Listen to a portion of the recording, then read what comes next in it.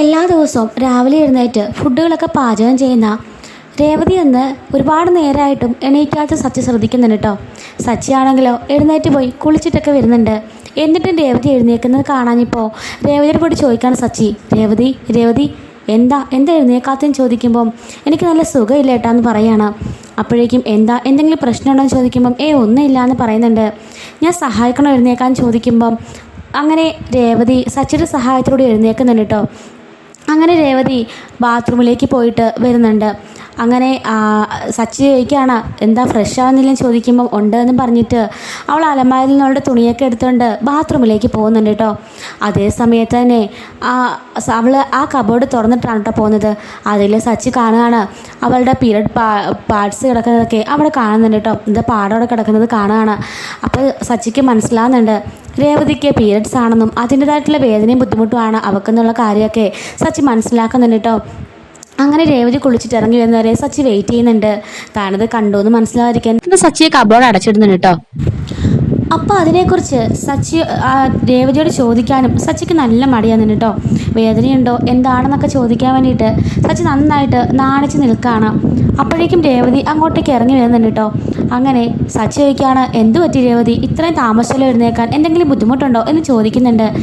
കുഴപ്പമൊന്നുമില്ല, ഞാൻ കിച്ചണിലേക്ക് പോവാണ് എന്ന് പറയുമ്പോഴേക്കും സച്ചി പറയുന്നുണ്ട് വേണ്ട നിനക്ക് സുഖമില്ലല്ലോ, നീ റെസ്റ്റ് എടുത്താൽ മതി, താഴെ കിച്ചണിൽ ആവശ്യത്തിലധികം ആൾക്കാരുണ്ട് എന്നൊക്കെ സച്ചി പറയുമ്പോൾ അതിൻ്റെ ഒന്നും ആവശ്യമില്ല സച്ചിയേട്ടാ, ഞാൻ താഴെ പോയിക്കോളാം എന്ന് പറയുമ്പോൾ പറ്റില്ല എന്ന് പറഞ്ഞിട്ട് സച്ചി രേവതിയെ കട്ടിലേക്ക് പിടിച്ചിരുത്തുമ്പോഴേക്കും അയ്യോ വേണ്ട കട്ടിലയിലൊന്നും ഞാൻ ഇരിക്കുന്നില്ല, ഞാൻ തറയിരുന്നോളാം എന്ന് പറയുമ്പോൾ സച്ചി പറയുകയാണ് താനത് ഏത് ലോകത്താണ് ജീവിക്കുന്നേ, താൻ ഇവിടെ ഇരുന്നേ എന്ന് പറഞ്ഞിട്ട് സച്ചി ഞാൻ ഇപ്പോൾ വരാമെന്ന് പറഞ്ഞിട്ട് പെട്ടെന്ന് കയറി കുളിച്ചിട്ട് ഡ്രസ്സൊക്കെ മാറിപ്പോകുന്നുണ്ട് കേട്ടോ.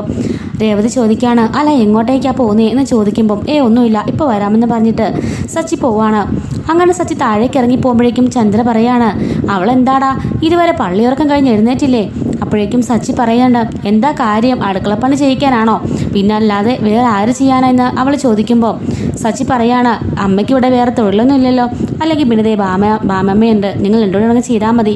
രേവതി എന്തായാലും ഇനി ഇങ്ങോട്ട് ഇറങ്ങി വരാൻ പോകുന്നില്ല, അവൾക്ക് നല്ല സുഖമില്ല എന്ന് പറയുമ്പോൾ അവക്കെന്താ ഇത്രയ്ക്ക് വലിയ അസുഖമെന്ന് ചോദിക്കുകയാണ് സച്ചി. അമ്മ തന്നെയല്ലേ, ഒരു സ്ത്രീയല്ലേ, അങ്ങോട്ട് ചോദിച്ചു നോക്കിയെന്ന് പറഞ്ഞിട്ട് സച്ചി അവിടെ നിന്ന് പോകുന്നുണ്ട് കേട്ടോ. എന്തസുഖം ഇവക്ക് ഇപ്പം ഇത്ര പെട്ടെന്ന്, അമ്മയല്ലേ സ്ത്രീയല്ലേ എന്നൊക്കെ ചോദിക്കാൻ മാത്രം അവൾക്ക് എന്താ ഇത്ര അസുഖം എന്നൊക്കെ പറയുന്നുണ്ട്. അപ്പോഴേക്കും ചായ കുടിച്ചുകൊണ്ടിരുന്ന അച്ഛന് കാര്യം മനസ്സിലാവുന്നുണ്ട് കേട്ടോ. പക്ഷേ എങ്കിലും ചന്ദ്രമതിക്ക് കാര്യം മനസ്സിലാവുന്നില്ല. ചന്ദ്ര എന്നിട്ട് മേലത്തെ മുറിയിലേക്ക് കയറി ചെല്ലുമ്പോൾ രേവതി കട്ടിലിൽ ഇങ്ങനെ കിടക്കുകയാണ് കേട്ടോ. അപ്പോഴേക്കും ചന്ദ്ര ചോദിക്കുകയാണ് അല്ല എന്തോ നിനക്ക് വലിയ അസുഖമാണെന്ന് നിൻ്റെ കെട്ടിയാൻ പറഞ്ഞിട്ട് പോയല്ലോ, എന്താ നിനക്ക് അസുഖം, രാവിലെ അടുക്കള കയറാതിരിക്കാനുള്ള അസുഖമാണോ എന്ന് പറയുമ്പം അല്ലമ്മേ എനിക്ക് സുഖമില്ല എന്ന് പറയുമ്പം എന്താ സുഖമില്ലാതെന്ന് ചോദിച്ചെന്ന് പറയുമ്പം എനിക്ക് പീരിയഡ്സ് ആയി എന്ന് പറയുകയാണ്. എന്നിട്ടാണോ നീ കട്ടിലൊക്കെ കയറി കിടക്കുന്നത് എന്ന് ചോദിക്കുന്നുണ്ട്. അപ്പോഴേക്കും രേവതി പറയണം ഞാൻ താഴെയാണ് കിടന്നേ, സച്ചിയുടെ നിർബന്ധിച്ച് കട്ടിലേക്ക് കിടത്തുക എന്ന് പറയുമ്പോൾ ഇവിടെ ഞങ്ങൾ അശുദ്ധിയൊക്കെ നോക്കാറുള്ളവരാ, മര്യാദക്ക് ഇറങ്ങി തറയിൽ കിടക്കുമെന്ന് പറയാണ്. അങ്ങനെ രേവതി വീണ്ടും ഇറങ്ങി തറയിലെ പായ വിരിച്ച് കിടക്കുന്നുണ്ട് കേട്ടോ. അങ്ങനെ ദേഷ്യപ്പെട്ട് ചന്ദ്ര അവിടെ നിന്ന് ഇറങ്ങി പോകുന്നുണ്ട്.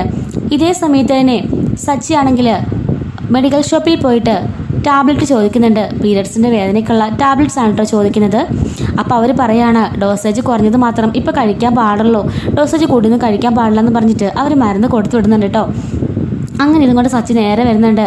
അടുക്കളയിൽ പോയിട്ട് വെള്ളം എടുത്തുകൊണ്ട് സച്ചി നേരെ മുറിയിലേക്ക് പോകുമ്പം അല്ല നീ എന്തിനാ ഈ വെള്ളവും ഗുളികയൊക്കെയായിട്ട് പോകുന്നേ. അപ്പോഴേക്കും സച്ചി പറയാണ് അവൾക്ക് നല്ല പെയിൻ ഉണ്ടെന്ന് തോന്നുന്നു, ഗുളിക കൊടുക്കട്ടെ എന്ന് പറയാണ്.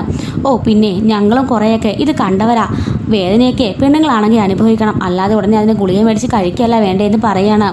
സച്ചി പറയാണ് അമ്മ അങ്ങനെ ആയിരുന്നു വെച്ച് എല്ലാവരും അങ്ങനെ ആയിരിക്കണം എന്നുണ്ടോ, എൻ്റെ ഭാര്യയ്ക്ക് ഇഷ്ടമുള്ള ചെയ്തു കൊടുക്കാൻ എനിക്ക് അവകാശമുണ്ട്, എൻ്റെ ഭാര്യ വേണമെന്ന് കാണാനും സഹിക്കാനും എനിക്ക് പറ്റില്ല എന്നൊക്കെ പറഞ്ഞ് ചന്ദ്രനെ ഒന്നിട്ട് ചൂട് പിടിപ്പിച്ചിട്ട് അവനകത്തേക്ക് കയറി പോകുന്നുണ്ട് കേട്ടോ. അപ്പോഴേക്കും ഇതൊക്കെ കണ്ടിട്ട് അച്ഛൻ അവിടെ നിന്ന് ചിരിക്കുകയാണ്.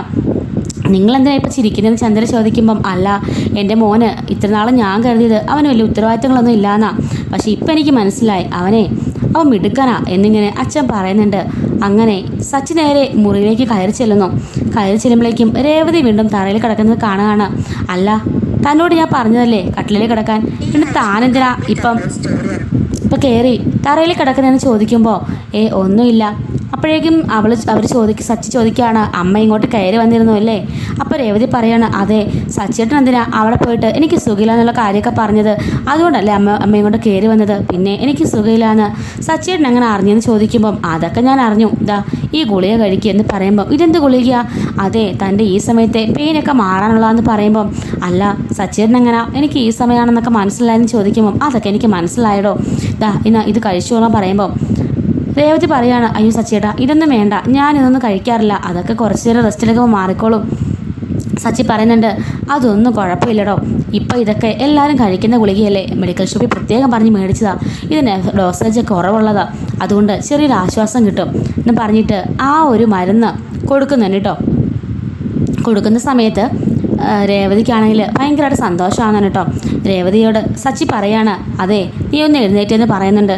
അങ്ങനെ രേവതി എഴുന്നേൽക്കുമ്പോഴേക്കും ആ പായ എടുത്ത് കട്ടിലയിലിട്ടിട്ട് തലാണയൊക്കെ സെറ്റാക്കി കൊടുത്തിട്ട്, ഇനി ഇവിടെ കിടന്ന് ഉറങ്ങിക്കേ, ആരേലും എന്തെങ്കിലും പറഞ്ഞിട്ടുണ്ടോയെന്ന് ഞാനൊന്ന് നോക്കട്ടെ എന്ന് പറയുമ്പോൾ, സച്ചിയേട്ടാ അത് വേണ്ട, ഓരോ കുടുംബത്തിനും ഓരോരോ കീഴ്വഴക്കങ്ങളില്ലേ, അതല്ലേ അമ്മ പറഞ്ഞത്, അത് സാരില്ല എന്ന് പറയുമ്പം സച്ചി പറയാണ്, ഇവിടെ അങ്ങനെയൊന്നും ഒരു കീഴ്വഴക്കവും ഇല്ല, എൻ്റെ അമ്മ ഇങ്ങനെയൊന്നും ചെയ്യുന്നത് ഞാൻ കണ്ടിട്ടുമില്ല, ഇപ്പം മനഃപൂർവ്വം തന്നോട് ഓരോന്ന് കാണിക്കാം, പണ്ട് തൊട്ടേ ഇവിടെ അങ്ങനെയുള്ള ശീലമൊന്നും ഇല്ല, താൻ ധൈര്യമായിട്ട് കയറി കിടന്നോന്ന് പറയുന്നുണ്ട്.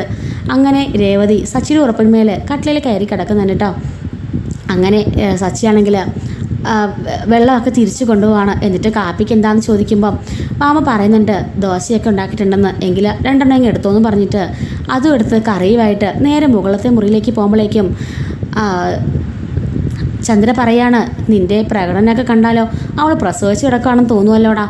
അപ്പോഴേക്കും സച്ചി പറയാണ്, ഓരോ പെണ്ണും ഓരോ മാസം അനുഭവിക്കുന്നത് പ്രസവവേദനയുടെ പകുതി വേദനയാണെന്ന് ഞാൻ കേട്ടിട്ടുണ്ട്, അമ്മയും ഒരുപാട് വിഷമിക്കുന്നത് ഞാൻ കണ്ടിട്ടുണ്ട്. അന്നൊന്നും അമ്മേനെ അടുക്കളയ്ക്ക് അടുപ്പിക്കുകയോ എന്താ കാര്യം കൊണ്ട് പറയുകയൊന്നും ചെയ്തില്ലായിരുന്നല്ലോ, എന്നോട് പറഞ്ഞിരുന്നെങ്കിൽ ഒരു പക്ഷേ അമ്മയെ സഹായിക്കത്തില്ലായിരുന്നു, ഇതുപോലെ ഞാൻ കെയറും ചെയ്തേനെ, പക്ഷേ അമ്മ എപ്പോഴും ചേട്ടനെ മാത്രമല്ലേ അടുപ്പിച്ചുള്ളൂ എന്നൊക്കെ പറഞ്ഞൊന്ന് കുത്തിയിട്ട് അവൻ ആ ഫുഡുമായിട്ട് മുകളിലേക്ക് കയറി പോകുന്നുണ്ട്.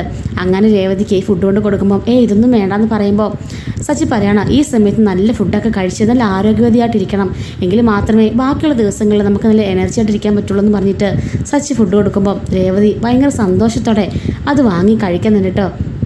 എന്നിട്ട് സച്ചി താഴേക്ക് പോകുമ്പം രേവതി ഓർക്കാണ്, ഇതുപോലൊരു ഭർത്താവിനെ ദയവായിട്ട് എനിക്ക് കണ്ടെത്തി തന്നായിരിക്കും, അതല്ലാന്നുണ്ടെങ്കിൽ സുധിയേട്ടൻ്റെ വൈഫായിട്ട് ഞാനിവിടെ ജീവിക്കേണ്ടി വന്നേനെ, ഇതിലും നല്ലത് സച്ചിയേട്ടൻ തന്നെയാണ്. സച്ചിയേട്ടൻ എന്നെ ഒരുപാട് മനസ്സിലാക്കുകയും സ്ത്രീകളെ ഒരുപാട് ബഹുമാനിക്കുകയും ചെയ്യുന്ന ആളാണെന്നൊക്കെ മനസ്സിലിങ്ങനെ അവൾ പറയുന്നുണ്ട് കേട്ടോ.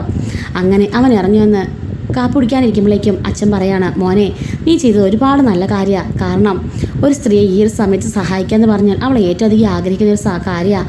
കാരണം അവളുടെ പെറ്റമ്മയായിരിക്കും അവൾക്ക് ഇതുപോലെയൊക്കെ ചെയ്തു കൊടുത്തോണ്ടിരുന്നതും അവളെ ഇങ്ങനെ സ്നേഹിക്കുകയും പരിചരിക്കുകയും ചെയ്തത്. വിവാഹശേഷം പല സ്ത്രീകൾക്കും അവളുടെ ഭർത്താവിൻ്റെ വീട്ടിൽ നിന്നും ഈ സഹകരണവും സ്നേഹവും ഒന്നും ലഭിക്കുന്നില്ല. അതൊക്കെ കിട്ടിയാലുണ്ടല്ലോ ആ പെൺകുട്ടി ഉണ്ടല്ലോ ആ വീടിനെ ഒരു സ്വർഗ്ഗതുല്യമാക്കുമെന്നൊക്കെ അച്ഛൻ പറഞ്ഞ് ഉപദേശിക്കുന്നുണ്ട് കേട്ടോ. സച്ചിയുടെ രേവതിയുടെ ഇതുപോലെ വരാനിരിക്കുന്ന ഒരുപാട് സ്റ്റോറീസ് നമ്മൾ ചാനൽ അപ്ലോഡ് ചെയ്യുന്നതായിരിക്കും. മിസ്സാവാതിരിക്കാനായിട്ട് ചാനൽ സബ്സ്ക്രൈബ് ചെയ്ത് സപ്പോർട്ട് ചെയ്യണേ. Thanks for watching.